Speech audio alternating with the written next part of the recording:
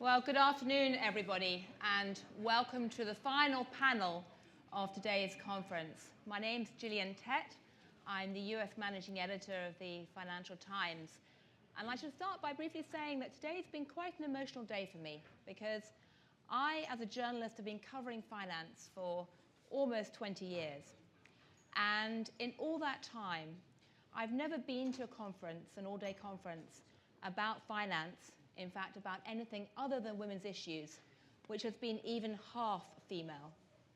And the fact that today has had so many terrific speakers talking not about women's issues, but talking about finance and economics really is remarkable. We've had many accomplished speakers today. We have another accomplished speaker here, Sarah Bloom Raskin, who is someone who I think is known to many of you, had a very interesting trajectory, served on the Federal Reserve Board for some number of years, and then last year left that to join the US Treasury as the Deputy Treasury Secretary. That makes her, I'm delighted to say, the highest ranking woman who's ever worked in the US Treasury. There's not yet been a female Treasury Secretary. Who knows? They may yet be. But she's also been pioneering policy issues, pioneering fresh approaches towards policy making, and very much trying to engage in a wider debate about how to make the system safer. So welcome. And I'd like to start by asking you, we were back in the green room just before we came on stage, chatting to Brooke Seaborn, who in many ways was a remarkable pioneer in her own right. And as she said earlier in the last panel, back in the days when she was warning about the risks of derivatives, warning about some of the dangers of unfettered regulation, her warnings were pretty comprehensively crushed by the Treasury. Well before you were there. But it was a Treasury that was very much at the forefront, together with the Federal Reserve, of people who were saying, no, the system is safe, don't worry.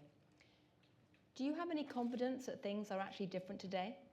If Brooke Seaborn turned up today, would you think that it would be different?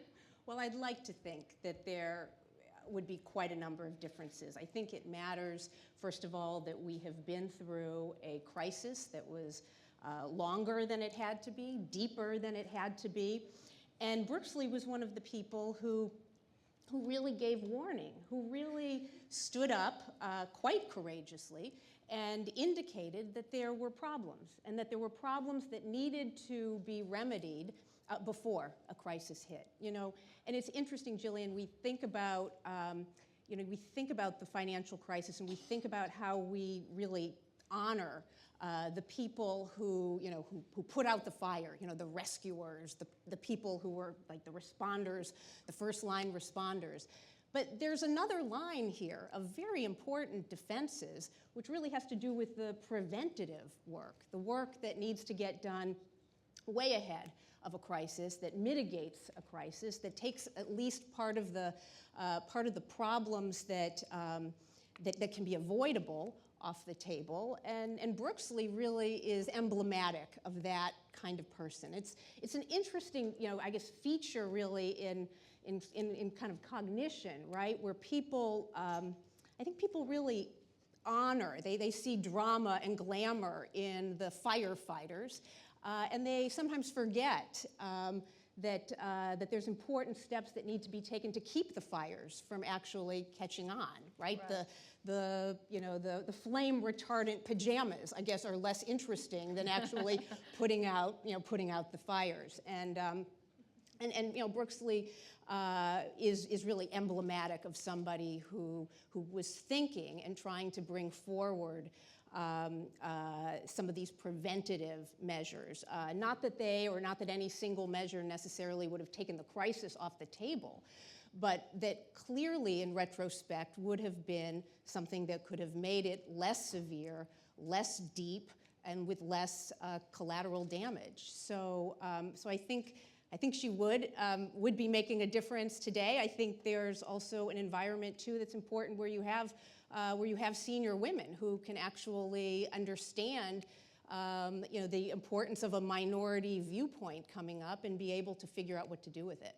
Do you think that having more women around the table of the FSOC, of having more women in senior roles, is changing the nature of the debate at all? Well, Well, I'd like to think so. I would like to think so. I think that any kind of diversity of viewpoint that you can bring into any decision-making body is going to enhance the outcomes of that decision-making body. So I know there's research now that in essence shows that particularly in enterprises where there's a risk management function, that women have been able to, by virtue of representation and being able to make contributions, have been able to diminish some of the risks that could be developing. I tend to think that just from a diversity point of view, you need people with different viewpoints. And those viewpoints maybe will not prevail all the time, but if you want robust policy, you're going to want to know that all the different views have been considered. Right. Now, we were chatting last night about your experience at the Fed, and you said that when you were at the Fed, you did something quite remarkable. Although I didn't say it was quite remarkable. Well, I think it's quite remarkable because I'm trained as an anthropologist, not as a classic economist. And I was often very frustrated talking to people from the Fed and other central banks by the fact that most people tend to spend their time sitting in their offices looking at spreadsheets and very rarely encountered a real-life human being in terms of looking at the economic system. And you told me that when you were at the Fed, you actually decided to go out and meet some humans. Imagine that. Do you want to tell us about what you did? Well, it shouldn't be that surprising what I did, but what Gillian's referring to, and of course with her keen anthropological ear she picked up on, is, at the Fed, you go through reams and reams of macro data, which is aggregated at a very high level. There are many series of data, so you can try to put together a picture. But it was clear, to me anyway, that the data might not be telling the full story of the, in particular what I was interested in at the time was the quality of jobs that were being created immediately after the crisis. And so one day on my way into the Federal Reserve Board, I saw a sign, and the sign said that there was a job fair at a local community college, and I thought, well, I don't really have any pressing reason to be coming into these data sheets at the moment. I think I'll take a detour, and I did, and I went to this job fair to really just see what kind of jobs were being offered. And it wasn't exactly what I expected. It was a lot of jobs at swimming pools, which I thought was interesting. I probed a little bit to find out what kind of jobs those were. They were lifeguard jobs. I thought, well, that's interesting that a college education here is going to be necessary to be a lifeguard, but I didn't see much else in terms of particularly interesting jobs. I didn't know if I had anything particular besides the lifeguard observation to take back with me. But as I was leaving the job fair, I saw a big sign that actually said IT jobs. And I thought, okay, this is probably the real deal. These are probably the jobs that require training, an advanced degree. And I asked the person who was there, what kind of IT jobs these are. And the person said to me, oh, are you looking? And I said, well, I guess I am. Yeah, I am looking. How do you actually? So you went undercover. I did. At that point, The Fed official went undercover. I asked about what this IT job was, and she said to me, well, we actually don't know exactly what it is yet, but all you do is you throw in your resume to our database, and we do a search of the database to see if it can match any government contracts that are out there. And I remember thinking, wow, I mean, the labor market is really changed in a way. What happened to the days when you just, go in and you have an interview and you present your resume and there's a discussion about terms? And I said, what are the probabilities that my resume will get chosen?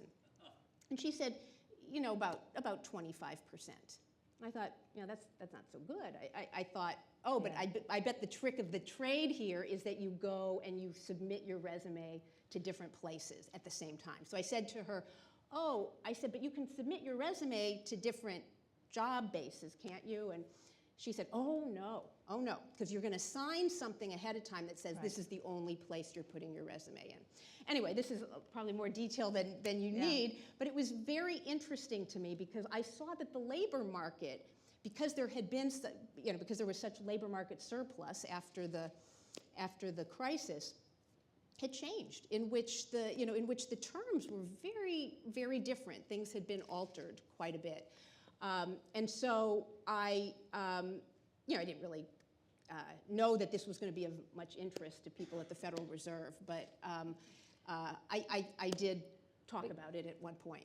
Yeah. But getting out and actually talking to real people and engaging with the wider society, getting out, dare I say, out of the silo of economics and trying to take a bigger view is something that wasn't done a lot in the past. I mean, if people had done that in relation to, say, the subprime mortgage world, they might have seen a lot earlier the type of problems that were brewing there.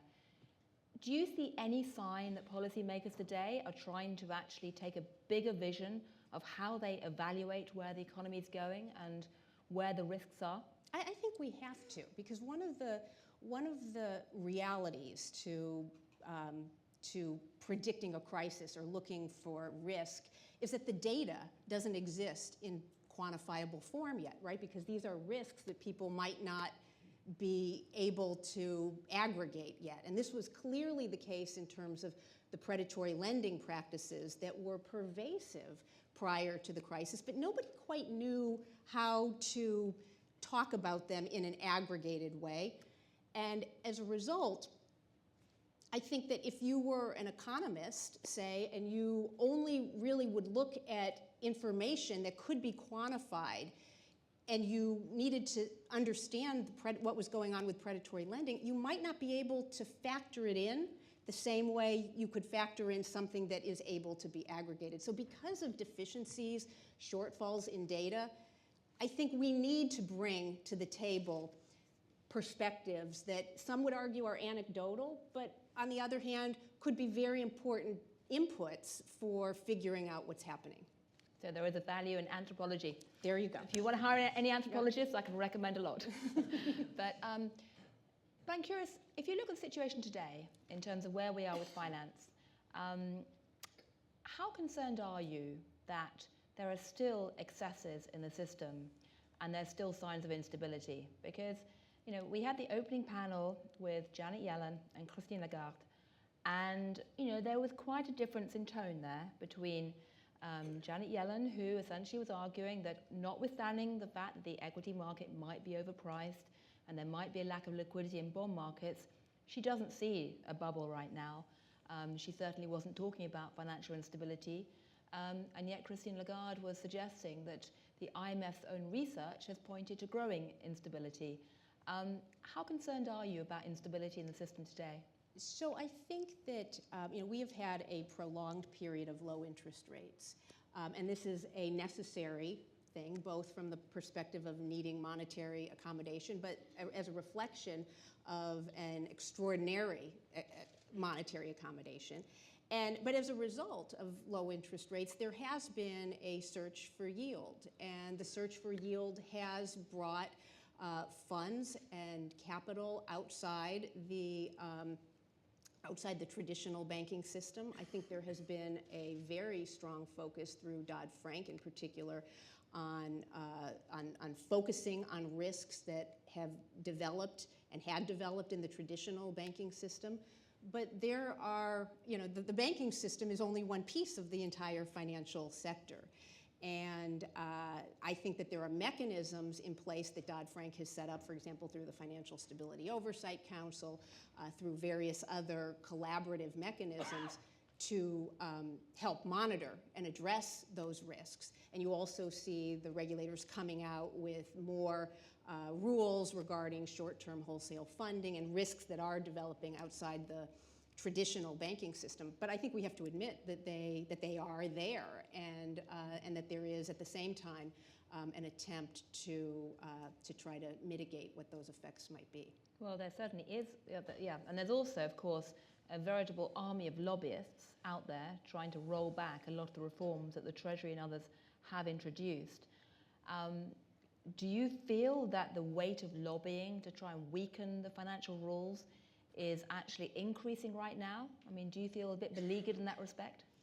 Well, you're talking to somebody who worked on the Hill, so I have always felt a huge onslaught of, of lobbying, and understand that people are going to, institutions in particular are going to buckle under this sense of regulatory oversight. I have always been of the view that when regulations are crafted well, when they're tailored well, they can actually enhance an institution's bottom line, enhance its sustainability. That argument doesn't always carry weight, but I think that regulation, when it's done smartly and done in a tailored way, it has benefits that lobbyists for financial firms should try to embrace. But we had Senator Warren last night, essentially painting this picture of a world where Dodd-Frank could be rolled back through fast-track trade authorization, through the machinations of lobbyists and things. I mean, are you concerned? Do you think if you were an investing or a betting person, what probability would you attach to the thought that Dodd-Frank would be rolled back in the next year or two? I would like to think that Dodd-Frank is not going to be significantly rolled back. There was so much effort and compromise, frankly, in terms of getting a comprehensive set of regulatory reforms in place. The administration feels very strongly that Dodd-Frank not be repealed, I think that there will be attempts, and we see attempts to do it and to nick away at certain provisions. But there are pieces of that legislation that are absolutely critical, have shown themselves to be really successsable in bringing about a new level of balance regarding in terms of financial practices. So I think it would be a challenge to repeal it. Right. Well, let's talk about one corner of the financial system that you've tried to push forward the policy debate on in particular, which is student loans. That's an area which I'm fascinated by.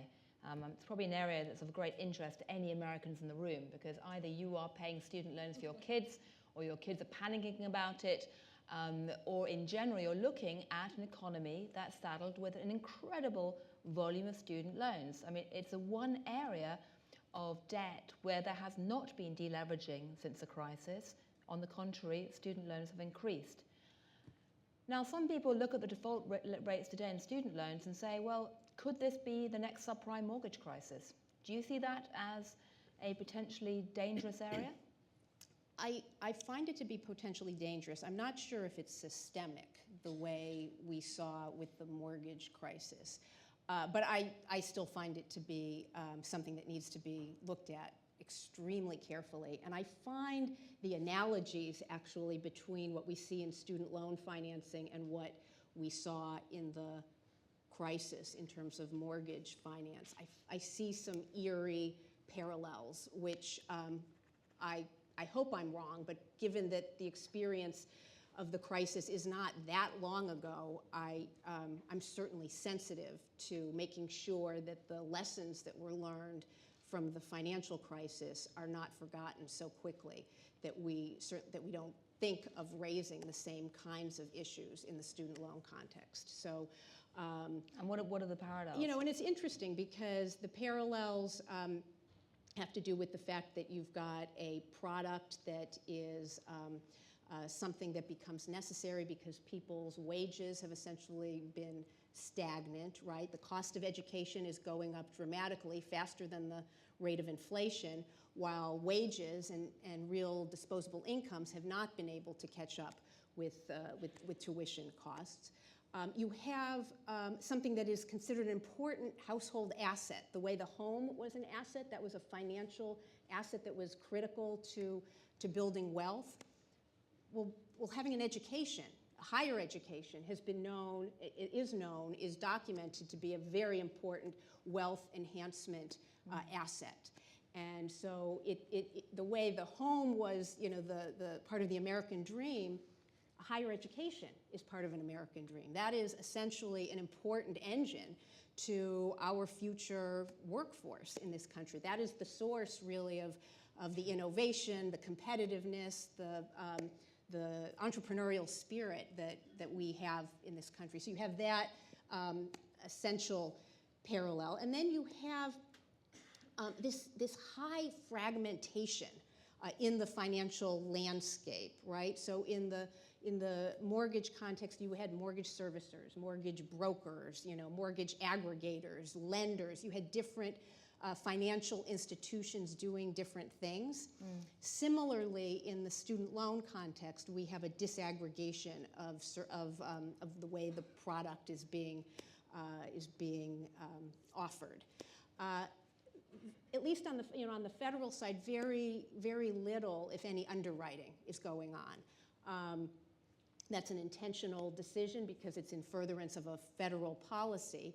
But again, from a lending perspective, you do think about the fact that when there's no underwriting involved. Underwriting, by the way, would be extraordinarily difficult in a student loan context. But in any event, there are these parallels, and I think that we want to watch this and understand it to the extent we can, and try to get ahead of it in a way that I would say we were not so far ahead of when we dealt with the financial crisis. Well, I would add there's another problem, or another parallel between the two, which is that having tried to dig through the data on student loans and default rates, the level of data fog around them is very similar to the subprime world back in 2003 and 4. Would you agree that we just don't? I do. We just don't think the data on what's actually happening. I think the data exists out there, but we don't have it. Right. We don't have it completely at the extent to which we would need it to do optimal policy. So, for example, it would be very good to see a disaggregation of default data and delinquency data based on the type of institution, the type of, meaning the type of educational institution that the student has chosen to go to, how that loan in particular has been serviced, whether the servicer has been able to help the student move into a situation where the student does not need to be delinquent or go into default status. So there is that parallel. I have to say, from a policymaking perspective, Gillian, we can't be paralyzed by the lack of data or the lack of complete data. There will always be more that you want. And while it's great to have a perfect data set, I think that as policymakers, we can't hold back too long just waiting for the data. Right.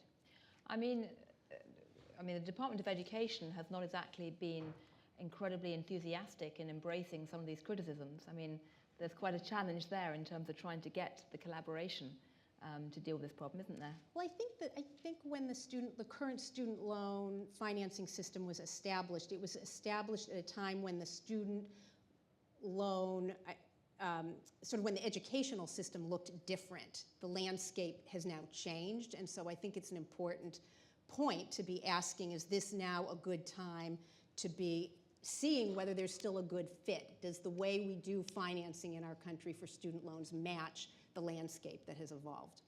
So you have a situation where you have a problem and you don't want to repeat the mistakes of the past.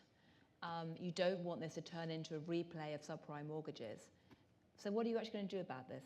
And do you see this as a kind of test case for policymakers to try and show they can learn from some of the mistakes from the past? Well, there are a lot of test cases because, as you point out, there are risks that are developing in all corners. Many corners we will not see. And again, the goal here isn't to eliminate risk, right? I mean, risk is, in essence, how you move forward. So it's not as if risk in and of itself is bad. The question is, do we understand the risks enough to know how and the extent to which we want to mitigate them? So I think that is the challenge. I don't think the student loan financing set of issues is an ultimate test of anything, but it is a set of issues that I think is one that we're going to need to think through and make sure that our responses are tailored correctly. Right. You know, and again, I think one of the other lessons is, from the crisis is that you need accountability, right? You've got to, at the same time that you're providing relief, you need to be providing some kind of system of accountability where people who are, in essence, receiving the enhancements from taxpayers are at the same time under some kind of scrutiny or regulatory review so that these issues are contained. And I think that might be something I would think we would want to also look at in the student loan financing area. Right.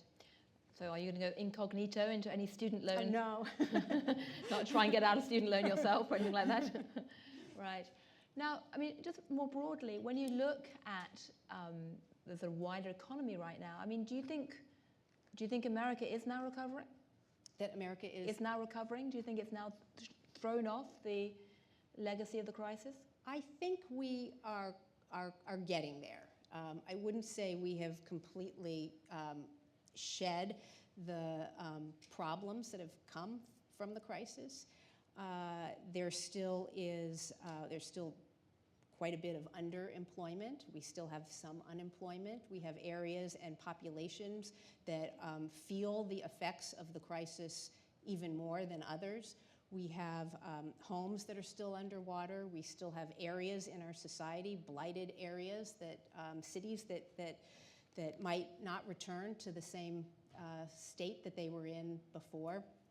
So the scars of the crisis, I think, are going to be with us for a while. That said, I think we have clearly moved beyond the days when it looked as if the economy was going to tip back into a crisis, and we have moved off the brink, so to speak. And I think there's been a lot of good progress, and I think there needs to be more. So aside from student loans, what will be the key thing in your in tray over the next year? Well, I think we want to make sure that a lot of the provisions in Dodd-Frank get implemented fully. There are provisions in that statute that still have not been fully implemented by the regulators, and I don't think there's an excuse for that. I think it's too late. I think these deadlines have come and gone. And, for example, in the realm of executive compensation, well, it turns out that some of the executive compensation rules were because they were not in place, we had risky behaviors, and that was a contributor to the financial crisis. It would be good to see those rules completed.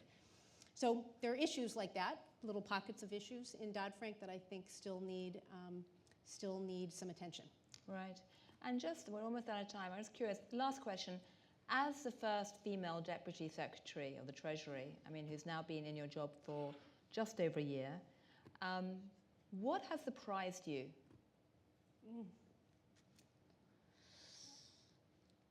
Well, other than the fact that you're the first. Yeah. Or other than the fact you're actually surrounded by a number of other women today in Washington. I think it really takes more than one. And I think it's a terrific step that that the president has had the confidence in me to put me into this role. But I think we need more than one, and I think it's important to have a diversity of views around the table. I think there's a problem with tokenism, right? I think that we don't want situations where you kind of check the box. You've got your one woman in the organization and you've completed what you need to complete. I think there's more that needs to be done, and I think if we can do more in terms of bringing in more women, more diversity into our policy-making bodies, I think we're going to see even better results. Right. Well, that seems like a good note on which to end, because that's very much been the theme of today. So thank you very much indeed. Best of luck in going undercover on the student loans. And thank you.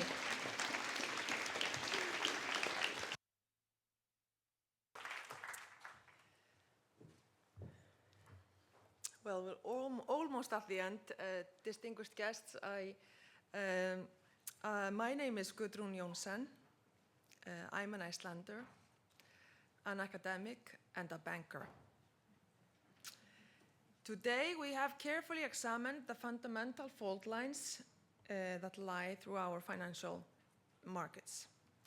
I trust that Rob Johnsen is going to walk us through the events of today, so I want to spend my time at the podium to describe to you an extreme case of how finance can wreak havoc on an entire country.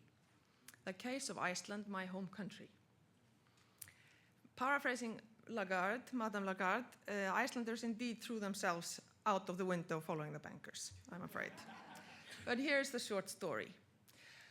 After a questionable privatization process, the balance sheets of the Icelandic banks grew from 1.6 times the country's GDP in 2004 to almost 10 times GDP in less than 4 years' time. Think about that. Iceland is a tiny country. We are about 330,000 people who live on a rather large island, so I encourage you to come visit. There's plenty of space. Making this growth of the financial sector completely absurd. There was no real justification put forward to grow the system to this size. It did not support the real sector in any proportion.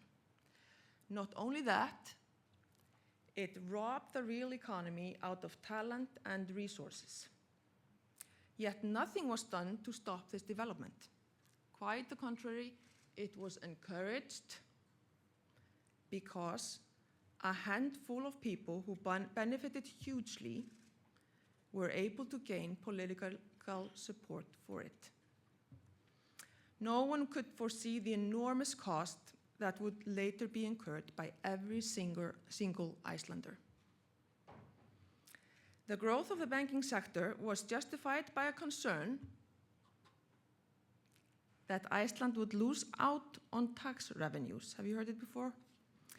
If the banks would relocate to other countries. Now consider this. The tax revenue collected from the banks was 0.6% of GDP a year on average during the 5 years in the run-up to the collapse. Total corporate tax collected annually during these years was in the range of 2 to 2.7% of GDP. Now let me tell you about the cost of this 0.6% of GDP in corporate tax collected from banks, remember, that had grown to be 1,000% of GDP. As soon as the banks collapsed, the Central Bank of Iceland had to be refunded through government bond amounting to 60% of government budget that year, and at a very high interest rate, reflecting a state in a crisis. The government became hugely indebted overnight, and the central bank went technically bankrupt as a result of lending to the Icelandic banking system. The Icelandic currency lost more than half of its value and has only marginally recovered since. Many workers have seen their wages been cut, real wages been cut in half, as nominal wages were also lowered, not least to those with the most experience and the best education. To meet this loss in income, in order to deliver on financial obligations such as student loans, regular people in the middle of their careers withdrew 8% of GDP from their pension funds to make ends meet. And that will, future generations and taxpayers will have to cover that down the road. Data that came out just last week shows the average wealth of people in the age group of 35 to 50 has been reduced to 1997 levels. So the crisis brought their wealth back 20 years. Almost 7 years down the road now, firms are still leaving the country. Investment is still at historic low. The signs of brain drain are becoming more and more evident, undermining both education system and the healthcare system. This is not counting the reduced pension to current pensioners, not counting the really big numbers, namely the loss in output, loss incurred by creditors, reputational loss, loss of social cohesion. In fact, we will never be able to quantify the entire loss to our society, brought about by the bankruptcy of systemically important banks. Now, I am not making these points to tell you that Icelanders are suffering. In fact, they are still fortunate in so many ways. I am making these points to tell you that none of this needed to happen. It was caused by bad banking, blatant over-financialization of the economic system, inappropriate fiscal and monetary responses, captured accountants, and failed policymaking in keeping the bankers in check. Our conference today has touched on exactly the problems of the Icelandic case. It is clear now that this was not about evil bankers without morals. We cannot rely on personal ethics and morals as the main underpinning of our financial system. Rather, the problems were allowed to develop by a faulty system where individuals can take advantage while society loses out. This also means that we should not be so concerned only about bankers learning lessons and becoming ethical. We should, however, be concerned with building a financial system where the actors internalize the consequences of the risk they take by demanding that they put their own skin in the game through equity stakes that are there to absorb the losses when the markets turn against them. And we need a system that makes the players accountable for their actions. Here I am proud to say that we have done well in Iceland. We prosecuted many of those that acted against the law, and we brought them to justice.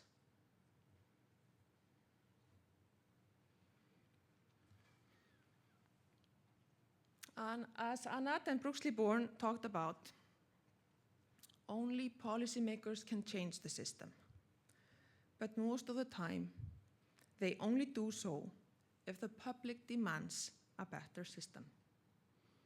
Therefore, we need transparency so that the public can understand the system and how the system works currently against them. This is really the main challenge. In Iceland, due to the official investigative effort that I took part in, there was an understanding of who the victim is. This made it easier for us to prosecute the crimes that were committed, as well as writing down debt to sustainable levels for households and corporates alike, leaving the ones who took the risk of reckless lending with the losses that were incurred. It is my hope that the same awareness will be brought about elsewhere, creating the necessary capital, political capital, for politicians to spend on meaningful reforms, making our financial system simpler, more transparent, and efficient in supporting the real sector and increasing economic and social welfare for all. That is precisely what the organizers of this conference have been working on. I know I won't step on anyone's toes by listing Anna Dadmati as first among equals in this effort to bring about change.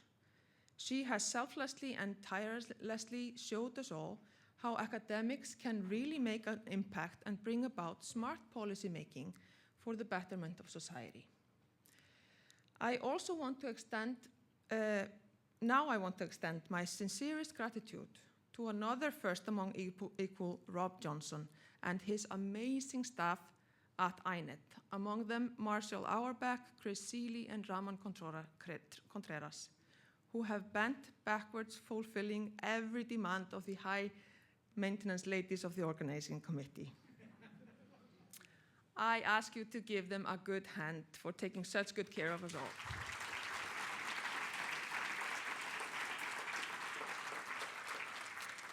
Last but not least, I want to mention that INET has given us this extraordinary opportunity to be able to reach out to all of you here present, hoping to inspire you to get engaged in correcting the information system, information asymmetry, building strong banks and prudent banks, a financial system that works for us all. I want to thank all of you here for participating, the incredible speakers who donated their time to enlighten us and share their wisdom. Finally, I gotta say that I think that this conference has made it clear how important it is to create awareness and educate on how regular, hard-working people who have no direct relations to the financial industry have fallen prey to the distortions of our system. A system that we must fix, or we will all become Icelanders. That said, the floor is yours, Rob Johnsen.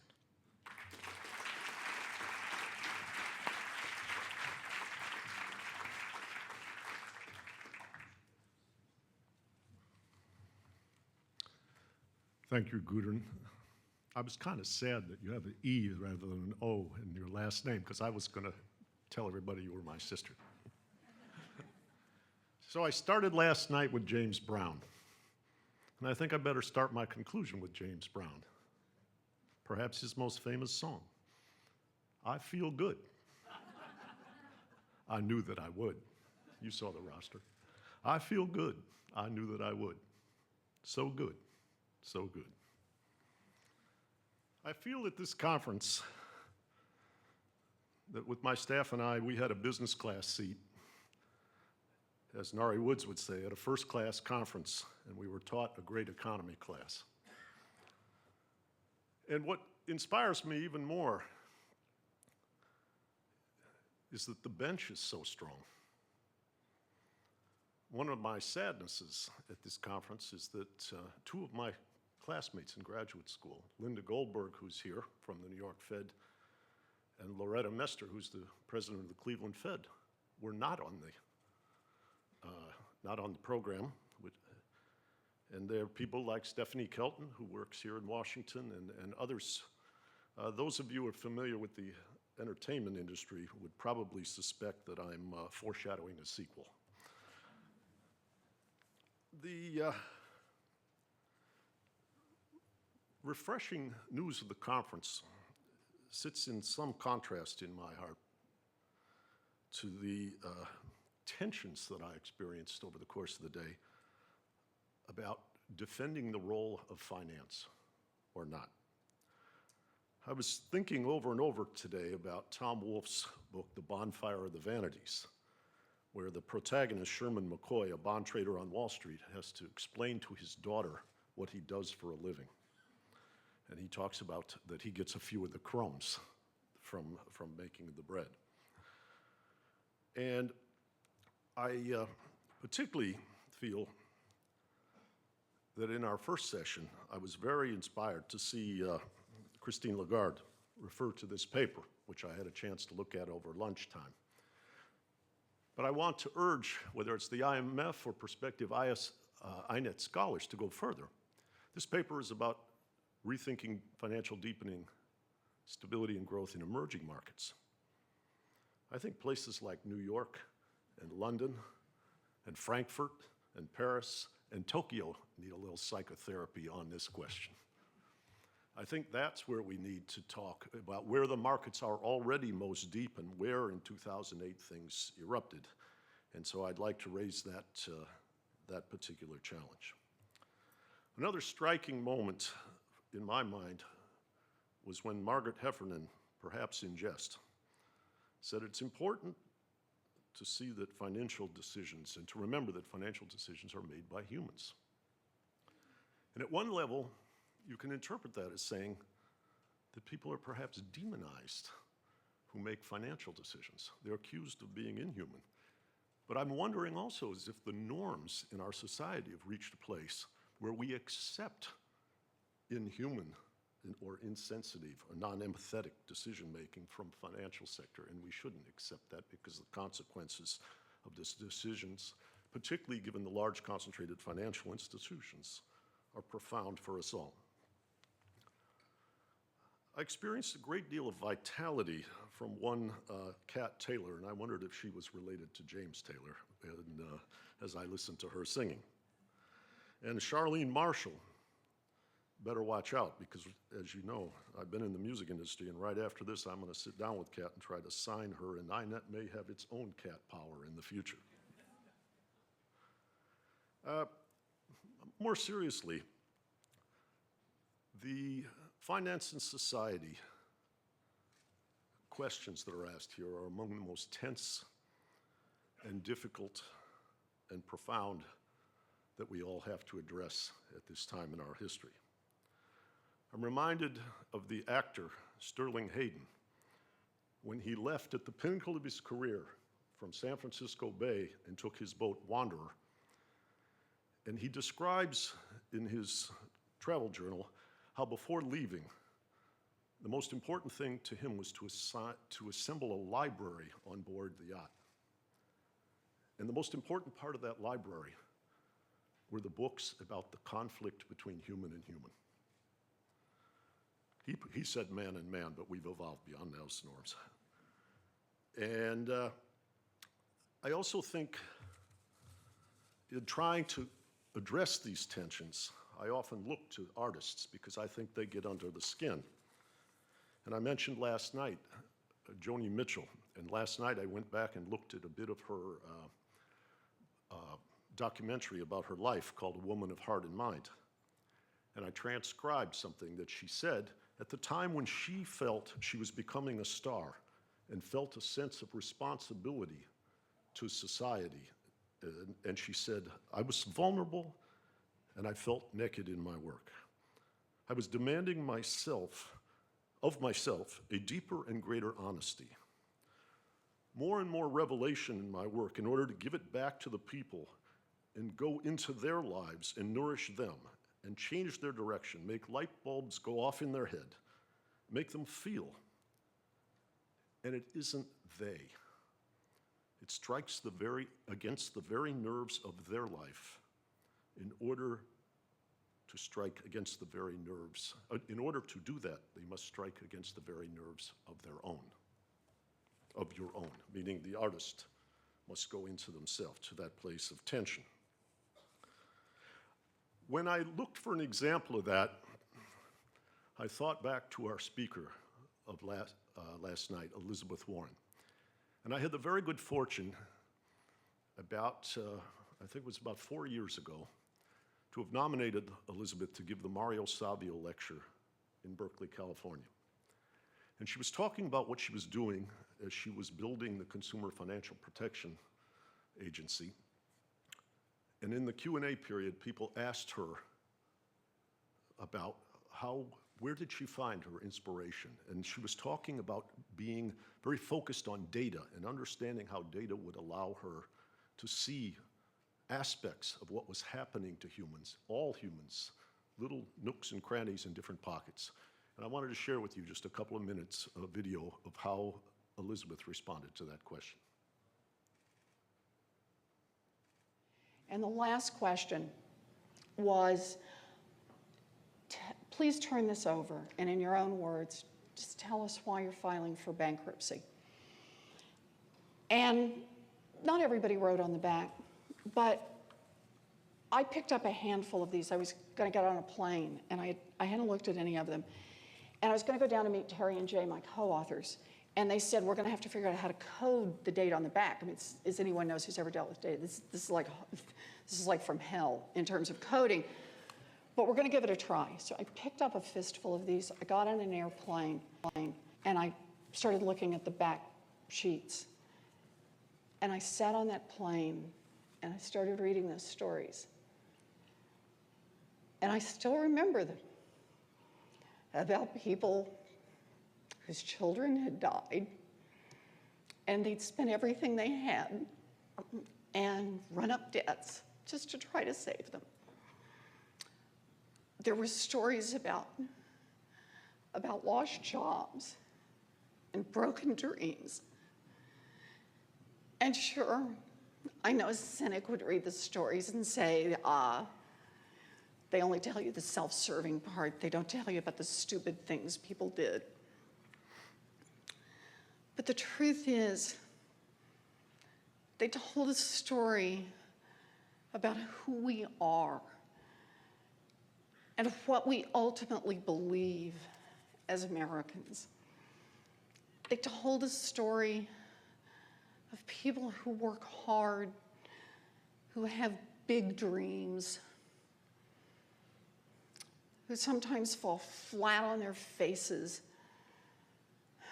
and who, despite it all, scratch it all back together, pull themselves up, and say, I'm here to declare that I failed.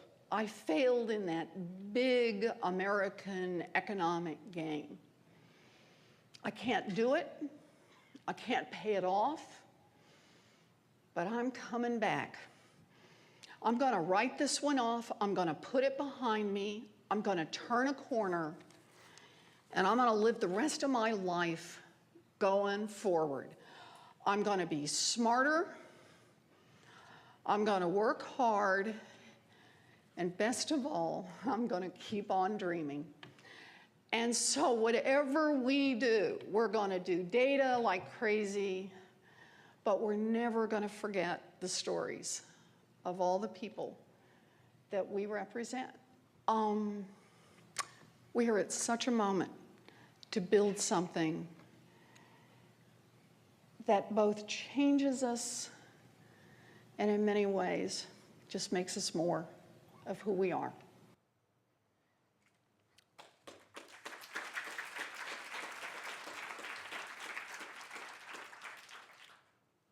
What I tried to illustrate is that in these difficult times, to get under the skin requires a vulnerability.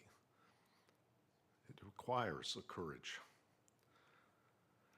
One of the people who's been most powerful in influencing my life is the most famous polar explorer, Ernest Shackleton.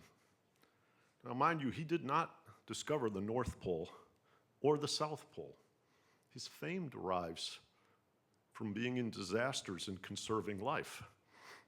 There are moments when I have a certain sympathy for central bankers. Roald Amundsen said about Shackleton, if I'm in a mess, the first guy I want is Shackleton, but never make him the captain because he'll put you in the mess that he has to get out of. The interesting thing about Shackleton, from the eyes of this conference, is that he was one of 10 children, 8 sisters and 1 brother. And in the journals that you read about his life, where in the remotest parts of the world, people put their heart in his hands at a time when they're terribly afraid, is they refer to him as a maternal creature. These are ruffians in the Antarctic. And they talked about how Shackleton invigorated their spirits. And Shackleton himself said, I choose life over death for myself and my friends. I believe it is in our nature to explore and to reach into the unknown. The only true failure would be not to explore at all.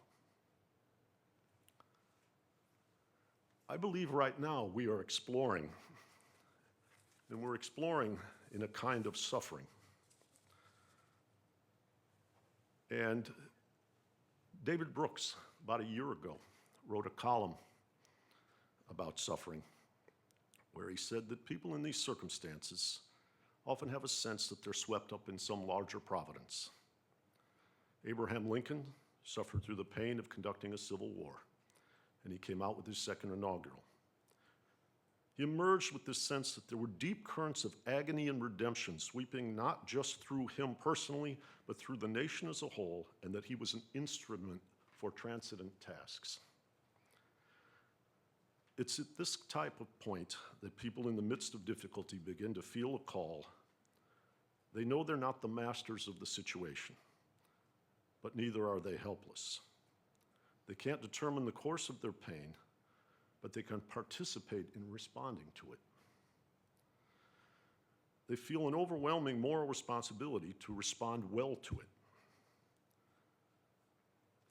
People who seek this proper rejoinder to ordeals sense that they're at a deeper level than that of just happiness and individual utility. Brooks goes on to say that the right response to this sort of pain is not pleasure. It's what he calls holiness, and he doesn't mean that in a particularly religious sense. It means seeing your life as a moral drama and placing the hard experiences in a moral context and trying to redeem something bad by turning it into something sacred. Recovering from suffering is not like recovering from a disease. You don't just come out healed, you come out different. You crash through that logic of individual utility and you behave paradoxically, at least from the standpoint of an economist. Instead of recoiling from these sorts of loving commitments that almost always involve suffering, they throw themselves in more deeply. Even while experiencing the worst and most lacerating consequences, some people double down on vulnerability. They hurl themselves deeper and more gratefully into their art, loved ones, and commitments. The suffering in their task becomes a fearful gift. This afternoon,